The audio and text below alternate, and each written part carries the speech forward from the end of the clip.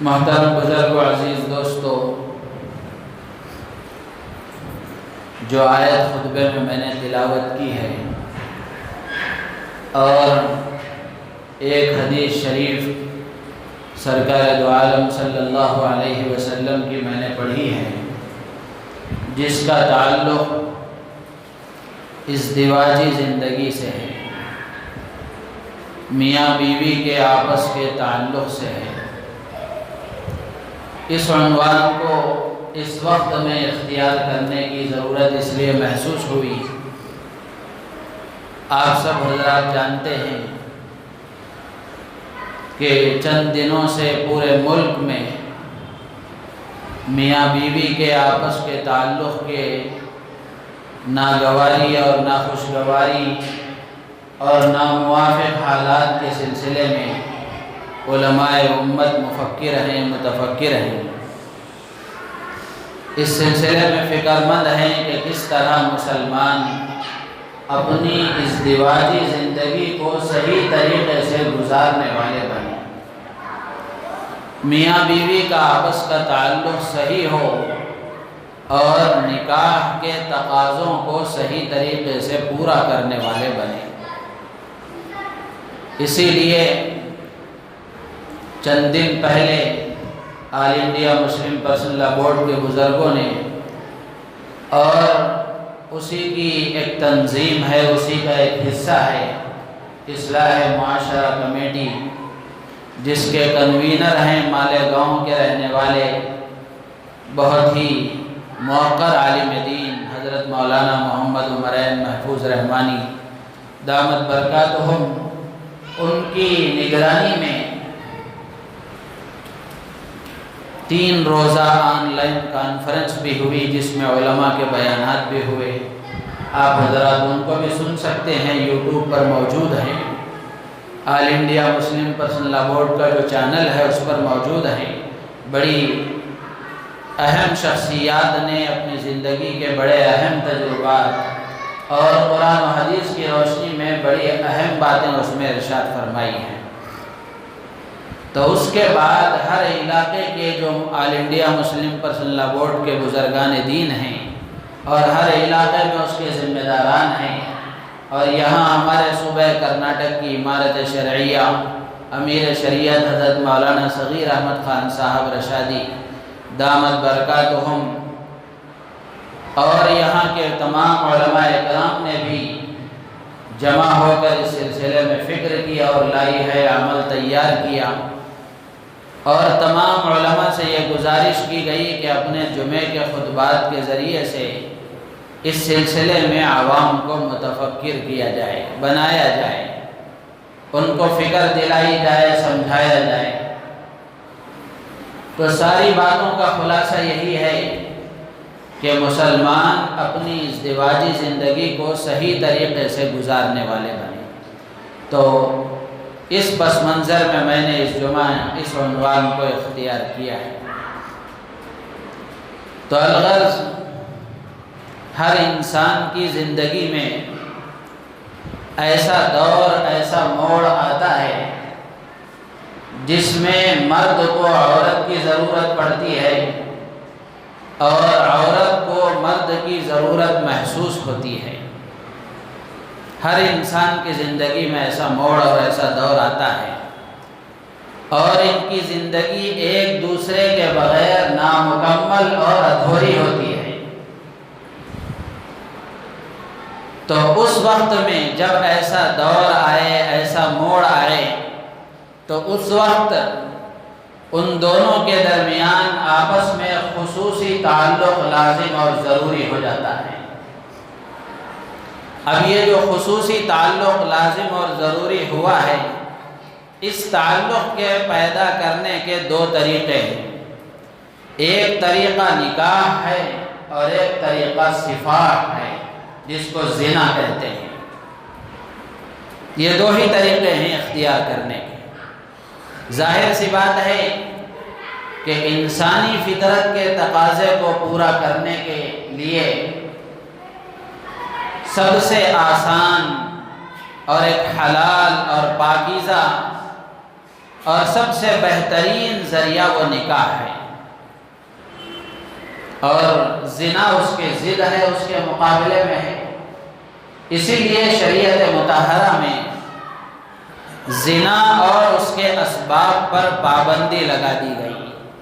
زنا کا ارتکاب کرنے والے اور زنا کے اسباب کو اختیار کرنے والے کے لیے قرآن و حدیث میں وعیدیں سنائی گئی ہیں، عذابات کی خبر دی گئی ہے کہ اگر کوئی زنا کا ارتکاب کرے گا اور زنا کے اسباب کو اختیار کرے گا تو اس کے لیے یہ عذاب ہے۔ قرآن و حدیث میں اس پر پابندی لگا دی گئی۔ یہ ایک مکمل موضوع ہے زنا کا۔ اب جہاں تک نکاح کی بات ہے، اسلام نے نکاح کی صرف اجازت ہی نہیں بلکہ خاص حالات میں حکم دے کر اس انسان کے فطری تعلق کو قائم کرنے کا اللہ تبارک و تعالی نے اور اللہ کے رسول صلی اللہ علیہ وسلم نے نکاح کو ایک ذریعہ بنایا ہے کہ مرد و عورت کا یہ جو فطری تعلق ہے اور فطرت کا جو تقاضا ہے، اس کو پورا کرنے کے لیے یہ ایک نکاح ذریعہ بنایا ہے اللہ تعالیٰ نے۔ ظاہر سی بات ہے کہ نکاح کے بعد یہ ازدواجی زندگی ہی پر دار و مدار ہوتا ہے، پوری زندگی کے چین و سکون کا۔ زندگی کے چین و سکون کا دار و مدار اسی ازدواجی زندگی پر ہوتا ہے۔ ازدواجی زندگی کا مطلب میاں بیوی کے آپس کا تعلق، ان دونوں کی زندگی، ان دونوں کا آپس کا تعلق۔ تو پوری زندگی کے چین و سکون کا دار و مدار ہوتا ہے ازدواجی زندگی پر۔ اگر میاں بیوی آپس میں خوش ہیں اور ان کے تعلقات صحیح ہیں تو پھر ان کی پوری زندگی چین و سکون کے ساتھ گزرتی ہے۔ اور اگر ظاہری سارے اسباب موجود ہیں، اچھا سا بنگلہ بھی موجود ہے، کھانے کے لیے اچھے سے کھانے بھی مہیا ہیں، نرم نرم بستر بھی ہے، اور ظاہری اعتبار سے ہر طرح کے اسباب موجود ہیں، لیکن اگر شوہر بیوی کی طرف سے پریشان ہے تو وہ ان ساری راحتوں میں بھی پریشان رہتا ہے۔ بالکل اسی طرح یہ سارے ظاہری اسباب کے ہوتے ہوئے اگر بیوی شوہر کی طرف سے پریشان ہے تو سب کچھ ہوتے ہوئے بھی کچھ نہ ہونے کے برابر ہے۔ تو اسی لیے کہا گیا کہ ازدواجی زندگی کا صحیح ہونا پوری زندگی کے چین و سکون کے لیے ضروری ہے۔ ازدواجی زندگی پر موقوف ہے پوری زندگی کا چین و سکون۔ تو اب سوال پیدا ہوتا ہے کہ یہ ازدواجی زندگی کیسے صحیح ہوتی ہے جس پر پوری زندگی کے چین و سکون کا دار و مدار ہے؟ تو جب نکاح ہو جاتا ہے یا نکاح کا مرحلہ سامنے آتا ہے تو جو شریف اور سمجھدار جوڑا ہوتا ہے ان کی چاہت اور خواہش یہ ہوتی ہے کہ ازدواجی زندگی ہماری صحیح ہو، ہماری ازدواجی زندگی پرسکون ہو، تاکہ اس کے بعد کی پوری زندگی پربہار اور چین و سکون کے ساتھ گزر سکے۔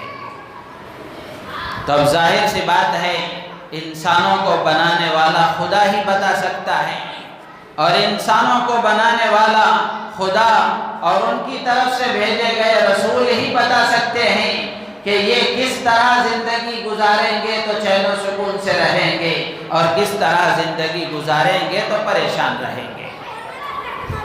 تو قرآن کریم میں اللہ تبارک و تعالی نے ازدواجی زندگی اور میاں بیوی کے تعلق اور ان کے آپس کے رویے کو ایک لطیف اشارے کے ذریعے سے سمجھایا ہے۔ قرآن پاک میں اللہ تبارک و تعالی نے میاں بیوی کے آپس کے تعلق کو لباس سے تشبیہ دی ہے۔ اللہ تعالیٰ سورہ بقرہ میں فرماتے ہیں ہن لباس لکم وانتم لباس لہن۔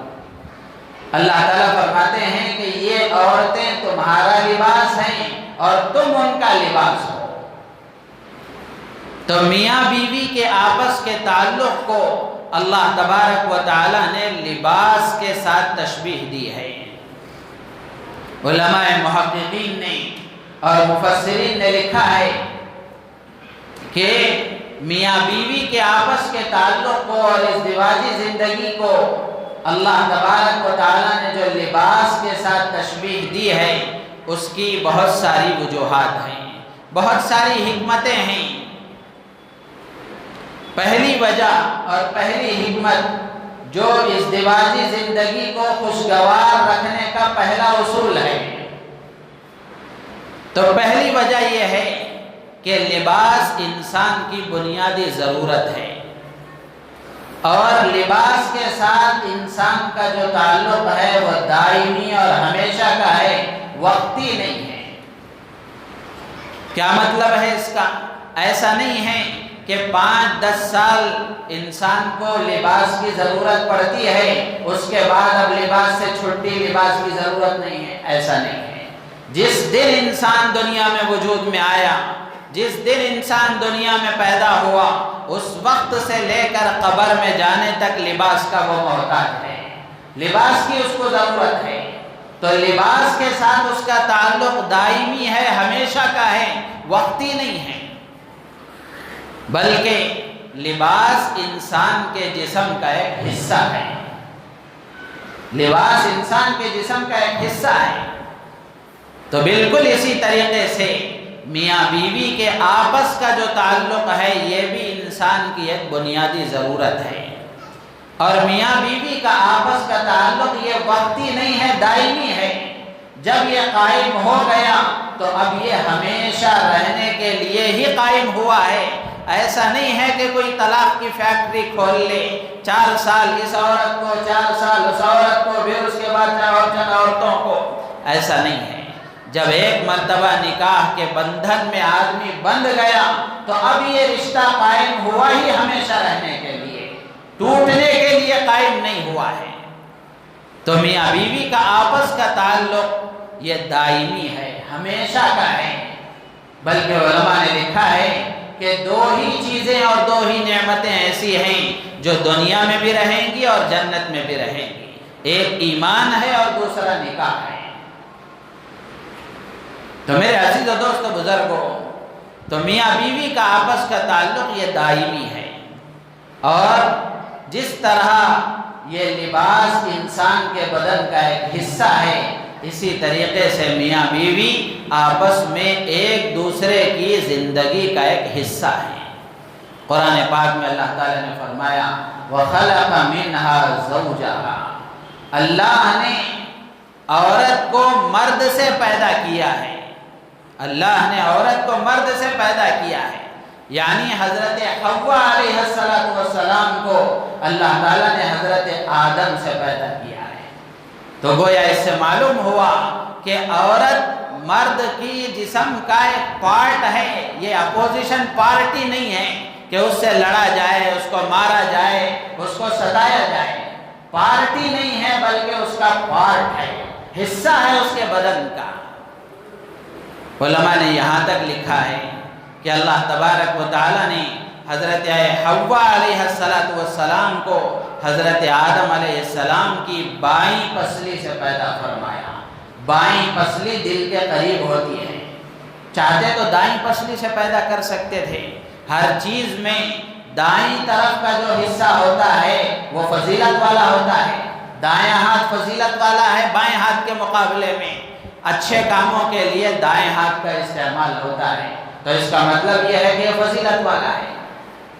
تو اللہ چاہتے تو حضرت حوا کو دائیں طرف سے پیدا کر سکتے تھے، لیکن اللہ تعالیٰ نے بائیں پسلی سے پیدا فرمایا۔ علماء فرماتے ہیں اللہ جزائے خیر دے محدثین کو، مفسرین کو، کہ ایسی ایسی باتیں انہوں نے لکھی ہیں، مسلمان اس کو پڑھے گا، سنے گا، سمجھے گا، اس کی زندگی سنور جائے گی۔ تو محدثین نے لکھا ہے کہ اللہ تبارک و تعالیٰ نے حضرت حوا علیہ السلام کو حضرت آدم کی بائیں پسلی سے پیدا فرمایا، اور بائیں پسلی دل کے قریب ہوتی ہے، تو گویا اللہ نے مرد کو اشارہ دیا ہے اس بات کا کہ تمہاری بیوی تمہارے دل کے قریب ہونی چاہیے۔ تمہاری بیوی تمہارے دل کے قریب ہونی چاہیے، یہ تمہارے بدن کا ایک حصہ ہے، یہ تمہارے بدن کا ایک حصہ ہے، کوئی اپوزیشن پارٹی نہیں ہے بلکہ پارٹ ہے تمہارا۔ تو میرے عزیز و دوست بزرگوں، اگر یہ احساس ہوگا اور یہ تصور ہوگا تو آپ اندازہ کر کے دیکھیں یہ آپس میں لڑیں گے، تصور ہی نہیں ہو سکتا۔ تو اس لیے اللہ تبارک و تعالیٰ نے حکم دیا اور ارشاد فرمایا کہ مرد عورت کو اللہ تبارک و تعالیٰ نے مرد سے پیدا کیا ہے، تو گویا عورت مرد کے جسم کا ایک حصہ ہے، تو ان کی زندگی خوشگوار ہو اور ان کا تعلق صحیح رہے تو اس کے لیے ضروری یہ ہے کہ وہ ایک دوسرے کو اپنی زندگی کا حصہ سمجھیں، ایک دوسرے کو اپنی زندگی کا حصہ سمجھیں، تب جا کر یہ خوشگوار رہیں گے۔ اور اسی طریقے سے کپڑا بدن کے قریب ہوتا ہے، کپڑا بدن کے قریب ہوتا ہے، تو جس طرح انسان کے بدن اور کپڑے میں قربت اور نزدیکی ہے، اسی طریقے سے میاں بیوی میں بھی وہ قربت اور نزدیکی ہونی چاہیے، آپس میں دل میں ایک دوسرے کے لیے جگہ ہونی چاہیے، صرف باتوں میں نہیں، صرف باتوں میں نہیں بلکہ دل میں جگہ ہونی چاہیے۔ تو اللہ تبارک و تعالیٰ نے میاں بیوی کے آپس کے تعلق کو لباس سے تشبیہ دے کر یہ بتایا ہے کہ جس طرح لباس انسان کی بنیادی ضرورت ہے، اسی طرح ازدواجی تعلق بھی بنیادی ضرورت ہے۔ جس طرح یہ تعلق لباس کے ساتھ انسان کا دائمی اور ہمیشہ کا ہے، اسی طریقے سے میاں بیوی کا آپس کا تعلق ایک دوسرے سے وہ دائمی ہے، ہمیشہ کا ہے۔ اور جس طرح لباس انسان کے بدن کا ایک حصہ ہوتا ہے، اسی طرح میاں بیوی آپس میں ایک دوسرے کی زندگی کا حصہ بن کر رہیں اور اپنے آپ کو ایک دوسرے کی ضرورت سمجھیں، تو تب جا کر ان کی زندگی خوشگوار ہوگی، تب جا کر ان کی زندگی خوشگوار ہوگی اور یہ صحیح طریقے سے زندگی گزار سکیں گے۔ تو یہ لباس کے ساتھ تشبیہ دینے کا پہلا اصول اور پہلی وجہ ہے۔ دوسری وجہ علماء نے ارشاد فرمائی کہ اللہ تبارک و تعالیٰ نے ازدواجی زندگی کو لباس کے ساتھ کیوں تشبیہ دی ہے؟ علماء فرماتے ہیں کہ لباس سے ہر انسان کو محبت ہوتی ہے، لباس سے ہر انسان کو محبت ہوتی ہے۔ آپ دیکھیں کہ بہت سارے لوگ ایسے ہوتے ہیں کپڑوں کے بہت زیادہ شوقین، کپڑوں کے بہت زیادہ شوقین ہوتے ہیں۔ یہ دراصل فطرت کا تقاضا ہے، اللہ نے یہ چیز انسان کے اندر رکھی ہے، تو ان لباس سے ہر انسان کو محبت ہوتی ہے، بلکہ لباس کے ساتھ گہرا تعلق ہوتا ہے۔ اسی لیے انسان کبھی بے لباس ننگا نہیں رہتا، چاہے وہ دن میں ہو کہ رات میں ہو، بھلے کپڑوں میں کچھ کمی آ جاتی ہو لیکن لباس کے ساتھ وہ ہمیشہ منسلک رہتا ہے، بغیر لباس کے نہیں رہتا۔ تو اس سے اشارہ ہے اس بات کی طرف کہ انسان کو بے نکاح نہیں رہنا چاہیے، انسان کو بے نکاح نہیں رہنا چاہیے۔ نوجوانوں میں یہ تصور ہے شادی کریں گے تو خواہ مخواہ کے جھمیلوں میں پڑیں گے، آزادی کے ساتھ زندگی گزارتے رہو، شادی کریں گے تو ایک ہی ہماری ہوگی، شادی نہیں کریں گے جو نظر آئی وہ ہماری ہے، یہ تصور ہے نوجوانوں کا۔ میرے عزیز و دوست و بزرگوں، لباس کے ساتھ اللہ تبارک و تعالی نے تشبیہ دے کر یہ بتایا ہے کہ انسان کو بے نکاح نہیں رہنا چاہیے، اور جس طرح انسان کو لباس سے محبت ہوتی ہے اور لباس کے ساتھ گہرا تعلق ہوتا ہے، اسی طریقے سے انسان کو اپنی بیوی کے ساتھ اور بیوی کو اپنے شوہر کے ساتھ حقیقی محبت ہونی چاہیے، گہرا تعلق ہونا چاہیے، انتہائی عمیق دل کی گہرائیوں سے تعلق ہونا چاہیے، محبت ہونی چاہیے۔ اور بیوی سے محبت مطلوب ہے، بیوی سے محبت مطلوب ہے، اور جو ناجائز محبتیں ہیں یہ شریعت میں مطلوب نہیں ہیں، یہ محبت مطلوب ہے کہ آدمی اپنی بیوی سے محبت کرے۔ حدیث شریف میں اللہ کے رسول صلی اللہ علیہ وسلم نے فرمایا کہ جب شوہر اپنی بیوی کو محبت سے دیکھتا ہے، بیوی اپنے شوہر کو محبت سے دیکھتی ہے، تو ان دونوں کو اللہ تعالیٰ محبت کی نظر سے دیکھتا ہے۔ دونوں کو اللہ تعالیٰ محبت کی نظر سے دیکھتا ہے۔ تو میاں بیوی کی آپس کی محبت مطلوب ہے، اور میاں بیوی میں آپس میں محبت رہے گی اور ان کا تعلق صحیح رہے گا تو یہ محبت ایمان کی حفاظت کا ذریعہ ہے، آنکھوں کی حفاظت کا ذریعہ ہے، شرمگاہ کی حفاظت کا ذریعہ ہے۔ آدمی اپنے ایمان کا سودا نہیں کرے گا، آنکھیں غلط جگہ نہیں لڑائے گا اور غلط تعلقات کسی سے قائم نہیں کرے گا۔ اگر بیوی سے تعلق صحیح نہ ہو، بیوی اس کے ساتھ صحیح رویہ نہ رکھے، تو پھر یہ دوسری کو تلاش کرے گا اور باہر والوں سے اس کا تعلق صحیح ہو جائے گا۔ تو میرے عزیز و دوست بزرگوں، اللہ تبارک و تعالیٰ نے یہ لباس کے ساتھ تشبیہ دے کر گویا یہ بتایا ہے کہ جس طرح لباس سے محبت ہوتی ہے، اسی طریقے سے اپنی بیوی سے محبت ہونی چاہیے اور بیوی کو اپنے شوہر سے محبت ہونی چاہیے، لیکن محبت شریعت کے دائرے میں رہ کر، محبت شریعت کے دائرے میں رہ کر۔ محبت کا تقاضا ہی یہی ہے کہ ایک دوسرے کی خوشی کو اپنی خوشی، ایک دوسرے کے سکھ کو اپنا سکھ اور ایک دوسرے کے دکھ کو اپنا دکھ سمجھیں، اور جائز کاموں میں ایک دوسرے کی وفاداری، ہمدردی، خیر خواہی کا پورا خیال رکھیں۔ اس لیے کہ نکاح کی محبت ایسی محبت ہے جو حدیث شریف میں نے خطبے میں پڑھی، حضرت عبداللہ ابن عباس رضی اللہ تعالی عنہما راوی ہیں، فرماتے ہیں کہ رسول اللہ صلی اللہ علیہ وسلم نے ارشاد فرمایا کہ میاں بیوی کی آپس کی جیسی محبت ہوتی ہے ویسی محبت میں نے کہیں نہیں دیکھی۔ یعنی نکاح کی بنیاد پر دو محبت کرنے والوں میں جو محبت قائم ہوتی ہے، ایسی کوئی چیز نہیں ہے جو ایسی محبت پیدا کر سکے۔ اور قرآن پاک میں بھی اللہ تبارک و تعالیٰ نے ارشاد فرمایا کہ جب نکاح ہوتا ہے تو نکاح ہونے کے بعد اللہ تبارک و تعالیٰ ان کے دلوں میں محبت پیدا فرماتے ہیں، اسی محبت کا یہ نتیجہ ہے۔ وَمِنْ آيَاتِهِ أَنْ خَلَقَ لَكُم مِّنْ أَنفُسِكُمْ أَزْوَاجًا لِتَسْكُنُوا إِلَيْهَا۔ اللہ تعالیٰ فرماتے ہیں کہ اللہ کی قدرت پر دلالت کرنے والی نشانی اور آیات میں سے ہے یہ بات کہ اللہ نے تمہارے جوڑے کو تمہارے لیے تمہیں میں سے پیدا فرمایا۔ کیوں پیدا فرمایا جوڑے کو؟ لِتَسْكُنُوا إِلَيْهَا، تاکہ تم اس سے سکون حاصل کرو۔ بیوی سکون حاصل کرنے کا ذریعہ ہے، لیکن بیوی کو حاصل اگر صحیح طریقے سے کریں گے تب بیوی سے سکون حاصل ہوگا۔ بات اچھی طرح سمجھنے کی ضرورت ہے۔ بیوی کو اگر صحیح طریقے سے حاصل کریں گے تو تب بیوی سے سکون حاصل ہوگا۔ اگر بیوی کو حاصل کرنے کا طریقہ اللہ اور اللہ کے رسول کے خلاف ہوگا تو یہ بیوی سکون کا ذریعہ نہیں بنے گی، اس بیوی سے سکون حاصل نہیں ہوگا، رات و دن آدمی پریشان رہے گا، اس لیے کہ اس نے حاصل کرنے میں اللہ کو ناراض کیا ہے، حاصل کرنے میں اللہ کے رسول کی شریعت کی دھجیاں اڑائی ہیں۔ اللہ تبارک و تعالیٰ کیسے ان کو سکون سے رہنے دیں گے؟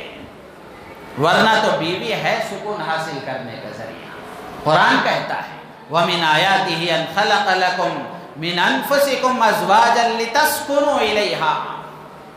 لیکن آج ہم مسلمانوں سے پوچھیں کیا بیوی سکون حاصل کرنے کا ذریعہ ہے؟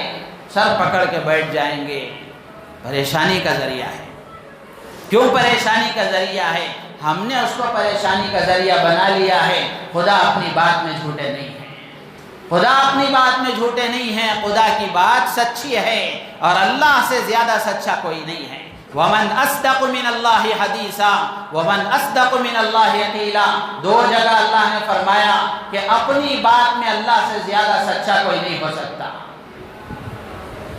تو اللہ تعالیٰ تو فرما رہے ہیں کہ بیوی ہم نے تمہارے لیے اس نے مقرر کی ہے، جوڑا ہم نے اس لیے بنایا ہے تاکہ تم سکون حاصل کرو۔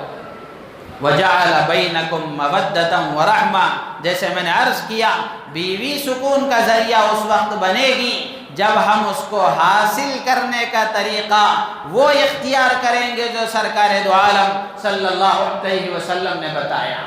یعنی عام الفاظ میں اگر کہا جائے تو سنت کے مطابق نکاح کریں گے، سنت کے مطابق نکاح کریں گے تو تو پھر یہ بیوی سکون کا ذریعہ بنے گی۔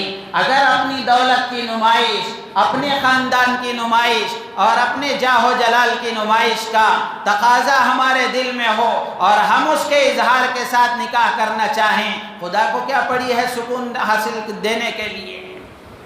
اللہ نے جو وعدہ فرمایا ہے وہ یہ کہ تم میرے طریقے کے مطابق حاصل کرو تو یہ سکون کا ذریعہ بنے گی۔ تو میرے عزیز و دوست بزرگوں، اگر سکون چاہتے ہیں تو سنت کے مطابق نکاح کرنا انتہائی ضروری ہے۔ آپ دیکھ لیں جہاں سنت کے مطابق نکاح نہیں ہوئے وہ کسی نہ کسی طریقے سے پریشان ہیں، کسی نہ کسی طریقے سے پریشان ہیں، بھلے وہ بنگلے میں رہتے ہوں، بھلے وہ کاروں میں پھرتے ہوں اور بھلے وہ ان کے پاس راحت کے سارے اسباب ہوں، لیکن پھر بھی پریشان ہیں اس لیے کہ انہوں نے خدا کو ناراض کیا۔ اور ہمیشہ یاد رکھنے کی بات ہے کہ نکاح لوگوں کو خوش کرنے کا موقع نہیں ہے، نکاح اللہ کو راضی کرنے کا موقع ہے۔ اس لیے کہ نکاح کے بعد سے ایک نئی زندگی شروع ہوتی ہے۔ زندگی کا آغاز ہی خدا کی نافرمانی سے ہو جائے تو اختتام صحیح ہو کیا ضروری ہے؟ اور یہ درمیان کی زندگی اللہ تعالیٰ صحیح طریقے سے گزروا دے کیا ضروری ہے؟ تو اس لیے اب تک جو ہو گیا، جو اسراف ہوا اور جو خدا کی نافرمانی ہوئی اس سے توبہ کرنا انتہائی ضروری ہے۔ اور آگے اب جو نکاح ہوں گے ان کو صحیح طریقے سے کرنے کا عزم و ارادہ کرنا ضروری ہے، ورنہ تو سکون ہرگز میسر نہیں آئے گا۔ اور جنہوں نے سنت کے مطابق نکاح کیا ہے بھلے ظاہری طور پر ان کے پاس کوئی اسباب راحت کے نہ ہو، اللہ نے وہ سکون عطا فرمایا ہے کہ بادشاہ بھی اس کا تصور نہیں کر سکتا۔ علامہ شبیر احمد عثمانی رحمۃ اللہ علیہ بہت بڑے مفسر گزرے ہیں، تفسیر ہے ان کی تفسیر عثمانی۔ حضرت فرمایا کرتے تھے کہ دنیا کی جنت یہ ہے، دنیا کی جنت یہ ہے کہ میاں بیوی آپس میں ایک ہوں اور نیک ہوں۔ دنیا کی جنت یہ ہے کہ میاں بیوی آپس میں ایک ہوں اور نیک ہوں، اور یہ ایک اس وقت تک نہیں ہو سکتے جب تک نیک نہ ہو۔ نیک کا مطلب دیندار، اللہ سے ڈرنے والا، اللہ کے احکامات کو پورا کرنے والے اگر یہ نہیں ہوں گے تو ایک ہو ہی نہیں سکتے، ان کے دلوں میں یکسانیت آ ہی نہیں سکتی۔ تو اس لیے میرے عزیز و دوست بزرگوں، اگر ہم دنیا میں چین و سکون چاہتے ہیں تو اللہ تبارک و تعالیٰ کی طرف سے یہ اعلان ہے کہ تم دیندار بن جاؤ، اللہ کے حکموں کو پورا کرنے والے بن جاؤ، اللہ تعالیٰ دنیا میں تمہیں جنت کا مزہ چکھائیں گے۔ تو میاں بیوی کا آپس میں تعلق محبت کا ہونا چاہیے، رسمی اور قانونی نہیں ہونا چاہیے، ضابطے کا تعلق نہیں ہونا چاہیے، رابطے کا تعلق ہونا چاہیے۔ رابطے کا تعلق کا مطلب یہ ہے کہ دل سے تعلق ہو، جوڑ ہو، آپس میں دلوں میں یکسانیت ہو، اور یہ جوڑ اللہ تبارک و تعالیٰ جو اپنی طرف سے اللہ تعالیٰ پیدا فرماتے ہیں، اس لیے میاں بیوی میں تعلق پیدا ہوتا ہے۔ ورنہ تو نکاح سے پہلے لڑکی کسی اور خاندان کی، لڑکا کسی اور خاندان کا، لڑکی کسی اور گھرانے کی، لڑکا کسی اور گھرانے کا، اگر خاندان الگ ہو تو الگ، یا پھر ایک ہی خاندان ہو لیکن ہر ایک کی زندگی گزارنے کا انداز الگ ہے۔ اس کے وہم و گمان میں بھی نہیں تھا کہ یہ لڑکا میری زندگی میں آئے گا، اور اس لڑکے کے وہم و گمان میں بھی نہیں تھا کہ یہ لڑکی میری زندگی میں آئے گی، لیکن میں نے قبول کیا۔ یہ جملہ جب کہتا ہے خدا کی طرف سے دلوں میں ایسی محبت ڈالی جاتی ہے کہ وہ دونوں ایک ہو کر رہ جاتے ہیں، ایسے ایک ہو جاتے ہیں کہ ایک دوسرے کے بغیر رہنا ان کے لیے مشکل ہو جاتا ہے، ایک دوسرے کے بغیر رہنا ان کے لیے مشکل ہو جاتا ہے۔ تو اس لیے میرے عزیز و دوست بزرگوں، یہ محبت بھی خدا کی پیدا کی ہوئی ہے، یہ محبت بھی خدا کی پیدا کی ہوئی ہے۔ شاعر کہتا ہے کہ فرش پر خدا نے جوڑے بنائے، عرش پر خدا نے جوڑے بنائے، عرش پر خدا نے جوڑے بنائے، فرش والوں نے بس لا کر ملائے۔ ان کا کام صرف ملانے کا تھا، ورنہ تو خدا نے جوڑا پہلے ہی سے بنایا ہے، ورنہ خدا نے پہلے ہی جوڑا بنا دیا ہے۔ اب یہ ماں باپ کی، رشتہ داروں کی، خاندان والوں کی، سرپرستوں کی، ان کی ذمہ داری بس یہ ہے کہ وہ دونوں کو آپس میں ملا دیں۔ ایک اور شاعر کہتا ہے کون کس کا حبیب ہوتا ہے، کون کس کا رقیب ہوتا ہے۔ حبیب کا معنی دوست، رقیب کا معنی دشمن۔ کون کس کا حبیب ہوتا ہے اور کون کس کا رقیب ہوتا ہے، یوں ہی بن جاتے ہیں رشتے ناتے جہاں جس کا نصیب ہوتا ہے، جہاں جس کا نصیب ہوتا ہے۔ تو میرے عزیز و دوست و بزرگو، یہ تعلق اللہ تبارک و تعالیٰ پیدا فرماتے ہیں، اسی لیے ان کے درمیان میں محبت پیدا ہوتی ہے، اور یہ محبت بھی خدا کی قدرت کی نشانی ہے۔ لیکن محبت شریعت کے دائرے میں ہونی چاہیے، محبت شریعت کے دائرے میں ہونی چاہیے۔ ایسی محبت قابل تنقید ہے اور ایسی محبت مطلوب نہیں ہے جو محبت شریعت سے غفلت کا سبب بنے۔ ہندوستان کے بادشاہوں میں ایک بادشاہ گزرے ہیں، مغل بادشاہ، جن کا نام ہے جہانگیر، نام ہے ان کا جہانگیر۔ ان کی بیوی ہے نور جہاں، ان کے درمیان میں آپس میں بہت محبت تھی، بہت تعلق تھا۔ ایک مرتبہ بیوی نے اپنے شوہر سے کسی بات کا تقاضا کیا جو شریعت کے خلاف تھا۔ اب وہ چونکہ اللہ اور اللہ کے رسول کے جاننے والے تھے، کچھ نہ کچھ دل میں خدا کا خوف تھا، تو وہ کہنے لگے، اور جب بیوی کی طرف سے تقاضا ہو رہا تھا تو وہ اس کو ٹالنے لگے کہ کسی طریقے سے ٹال دیا جائے، یہ کام تو میں نہیں کر سکتا، اللہ کو ناراض نہیں کر سکتا۔ لیکن بیوی کا اصرار بڑھتا رہا۔ کتابوں میں لکھا ہے جب بیوی کا اصرار بڑھتا رہا تو بادشاہ جہانگیر نے صاف الفاظ میں کہہ دیا، جانم، فارسی میں اس نے کہا، جانم بتو دل داد نہ کے ایمان۔ فارسی میں بادشاہ نے کہا، اے میری جان، جان من، میں نے تمہیں دل دیا ہے، ایمان کا سودا نہیں کیا ہے۔ میں نے تمہیں دل دیا ہے، ایمان کا سودا نہیں کیا ہے۔ تمہاری محبت کے خاطر خدا کا حکم میں چھوڑ نہیں سکتا، تمہاری محبت کے خاطر میں خدا کی نافرمانی نہیں کر سکتا۔ تو میرے عزیز و دوست بزرگو، آج ہم اپنے معاشرے کا جائزہ لے کر کے دیکھیں، نکاح کا ہی معاملہ لے لیں۔ بہت سارے مرد دیندار ہیں، دعوت و تبلیغ سے تعلق رکھنے والے ہیں، علماء کی صحبت پائے ہوئے ہیں، اہل اللہ سے ان کا تعلق ہے، ان کے دل میں کچھ خدا کا خوف آیا ہے، وہ چاہتے ہیں کہ نکاح سنت کے مطابق ہو، لیکن گھر میں جاتے ہیں تو پورا خوف مسجد ہی میں رہ جاتا ہے۔ بیوی کہتی ہے کہ یہاں آپ کا نہیں چلے گا، جوڑا لینا پڑے گا، جوڑا لینا پڑے گا، یہ رسم پوری کرنی پڑے گی۔ بہت سارے لوگوں سے میں نے خود سنا ہے، کیا کریں، ہم کچھ نہیں کر سکتے، بیوی کا معاملہ ہے، گھر والوں کا معاملہ ہے۔ میرے عزیز و دوست و بزرگو، اگر گھر والوں کے پاس ہم جھک گئے تو خدا کے پاس کیا ہوگا؟ تو اس لیے بیوی سے محبت ضرور ہونی چاہیے، مطلوب ہے، لیکن خدا کی نافرمانی میں نہیں۔ اس لیے کہ حدیث میں صاف الفاظ میں فرمایا گیا، لا طاعت لمخلوق فی معصیت الخالق، اللہ کی نافرمانی میں کسی مخلوق کی اطاعت ہرگز نہیں کی جا سکتی، وہ کسے باشد کوئی ہو۔ لیکن اگر خدا کی نافرمانی کا حکم دے رہا ہے تو دینے والا کوئی بھی ہو، ہم اس کو پورا نہیں کر سکتے، ہمیں تو اپنے خدا کا حکم ماننا ہے۔